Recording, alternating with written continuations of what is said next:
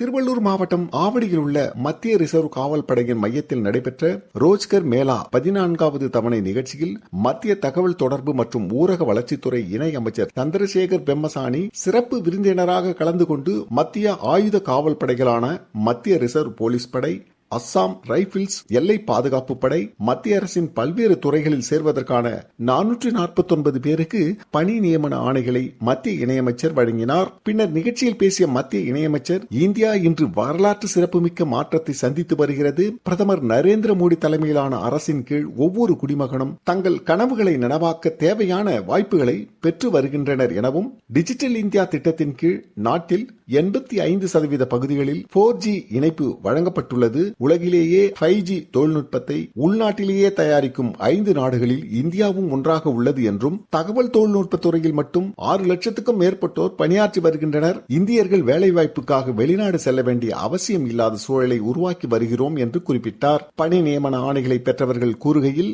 என் பேரு செல்வராணி, நான் மதுராந்தகம்ல இருந்து வரேன். நான் BSFல கான்ஸ்டபிளா செலக்ட் ஆயிருக்கேன். ரோஸ்கர் மேலர்ல இருந்து தான் எனக்கு இப்போ அப்பாயின்மெண்ட் ஆர்டர் கிடைச்சிருக்கு. எனக்கு ரொம்ப சந்தோஷமா இருக்கு. இதான் என்னோட ஃபர்ஸ்ட் டைம். எனக்கு ஃபர்ஸ்ட் டைம்லேயே 20 இயர்ஸ்லேயே எனக்கு ஜாப் கிடைச்சிச்சு. அதுவும் சென்ட்ரல் கவர்மெண்ட் ஜாப். நரேந்திர மோடிஜிக்கு ரொம்ப நன்றி. இந்த மாதிரி ஸ்கீம்ஸ் நிறைய உருவாக்கி நிறைய பேருக்கு உதவி செய்யணும், அவங்களோட வாழ்க்கையை இன்னும் வெளிச்சமாக்கணும்னு சொல்லிட்டு என்னோட ஆசை. என் பேர் ஹரிப்ரியா. நான் திருவண்ணாமலை டிஸ்ட்ரிக்ட்ல இருந்து வரேன். அங்கிருந்து ஒரு சின்ன கிராமம், போலூர்ல ஒரு சின்ன கிராமத்துல இருந்து இதை ட்ரை பண்ணி நான் சென்ட்ரல் கவர்மெண்ட்ல வாங்கியிருக்கேன். நான் CRPFல செலக்ட் ஆயிருக்கேன். ரொம்ப நாளா ட்ரை பண்ணி கிடைச்ச வாய்ப்பு இது. ரோஜ்கர் மேளா அந்த ஸ்கீம் மூலியமா எனக்கு இந்த வேலை கிடைச்சிருக்கு. இவ்வளவு சீக்கிரமா இவ்வளவு ட்ரை பண்ணி கிடைச்சதுல ரொம்ப சந்தோஷம். வலிமையான இந்தியா என்பது ஒவ்வொரு இந்திய குடிமக்களின் ஆரோக்கியத்தில் உள்ளது என்பதை வலியுறுத்தி ஃபிட் இந்தியா விழிப்புணர்வு சைக்கிள் பேரணி நடைபெற்றது.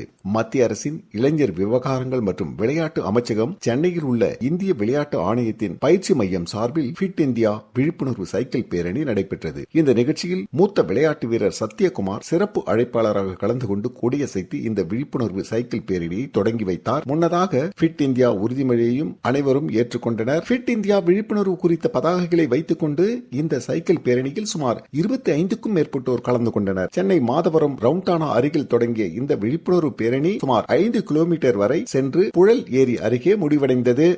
சென்னை மாதவரம் நடேசன் நகரில் உள்ள பழமையான அருள்மிகு மாரியம்மன் திருக்கோயில் வலுவிழந்து உள்ளதால் ரூபாய் 1,30,00,000 மதிப்பீட்டில் கருங்கற்களால் புதிதாக கோயில் கட்டுவதற்கான கட்டுமான பணிகள் நடைபெற உள்ளதை இந்து சமய அறநிலையத்துறை அமைச்சர் PK சேகர்பாபு ஆய்வு மேற்கொண்டார். அதனைத் தொடர்ந்து வேணுகோபால் நகரில் உள்ள கைலாசநாதர் திருக்கோயிலில் ரூபாய் 2,22,00,000 ரூபாய் மதிப்பீட்டில் நடைபெற்று வரும் கோயிலின் குளம் சீரமைக்கும் பணியையும் அமைச்சர் பார்வையிட்டு ஆய்வு மேற்கொண்டு பணிகள் குறித்து அதிகாரிகளிடம் கேட்டறிந்தார். பின்னர் செய்தியாளர்களிடம் பேசிய அமைச்சர், கோயில்களில் நேர்த்திக்கடன் செலுத்த வரும் பக்தர்கள் பயன்படுத்துகின்ற திருக்குளங்களை சீரமைப்பதற்கு அரசு தனி கவனம் செலுத்தி வருகிறது. சுமார் 220 கோயில்களில் 120 கோடி ரூபாய் செலவில் தரம் உயர்த்தி திருக்குளங்கள் சீரமைக்கும் பணி தொடர்ந்து நடைபெற்று வருகிறது. இதுவரை 13 கோயில்களில் காணிக்கை பெறப்பட்ட தங்கங்கள் பிரிக்கப்பட்டுள்ளது. ஏற்கனவே 10 கோயில்களில் பிரிக்கப்பட்ட தங்கங்கள் வைப்பு நிதிக்கு எடுத்துச் செல்லப்பட்டு 427 கிலோ தங்கம் வைப்பு நிதியில் வைக்கப்பட்டு ஆண்டுக்கு 5 கோடியே 50 லட்சம் வைப்பு தொகை வட்டியாக கிடைக்கிறது. அந்த வட்டி தொகை அந்தந்த திருக்கோயிலின் திருப்பணிகளுக்கு பயன்படுத்தப்படுகிறது என்றார். திருவள்ளூர் மாவட்டம் பழவேற்காடு ஊராட்சியில் உள்ள பசியாவரம் குப்பம் கிராமத்தில் ஊராட்சி ஒன்றிய தொடக்கப்பள்ளி புதிய கட்டிடத்தை தமிழக முதல்வர் காணொலி காட்சி மூலம் திறந்து வைத்தார். இந்த நிகழ்ச்சியில் திருவள்ளூர் நாடாளுமன்ற உறுப்பினர் திரு சசிகாந்த் செந்தில் மற்றும் பொன்னேரி சட்டமன்ற உறுப்பினர் துரை சந்திரசேகர் ஆகியோர் ரிப்பன் வெட்டி பயன்பாட்டிற்கு திறந்து வைத்தனர். பின்னர் பழவேற்காடு அரசு மருத்துவமனையை நேரில் பார்வையிட்டு ஆய்வு செய்தனர். மேலும் கோரைக்குப்பம் பகுதியில் கடல் அலை சீற்றம் காரணமாக 4 படகுகள் கவிழ்ந்து விபத்துக்குள்ளான பகுதியில் மீனவர்களை சந்தித்து ஆறுதல் தெரிவித்த போது, மீனவர்கள் சேதமான படகுகளுக்கு உரிய இழப்பீடு வழங்கவும், தங்கள் பகுதிக்கு சாலை அமைக்கவும், 100க்கும் மேற்பட்ட குடியிருப்புகள் கட்டுவதற்கு இடம் ஒதுக்கி புதிதாக அரசு சார்பில் குடியிருப்புகள் கட்டித்தர நடவடிக்கை எடுக்க வேண்டும் எனவும் கோரிக்கை வைத்தனர். மேலும் ரூபாய் 55 கோடியில் சாலை அமைக்க நடவடிக்கை எடுக்கப்பட்டுள்ளதாகவும், வனத்துறை அனுமதி பெற்று பேருந்து நிலையம் பழவேற்காட்டில் விரைவில் அமைத்து தரப்படும் எனவும் திருவள்ளூர் நாடாளுமன்ற உறுப்பினர் சசிகாந்த் செந்தில் உறுதியளித்தார்.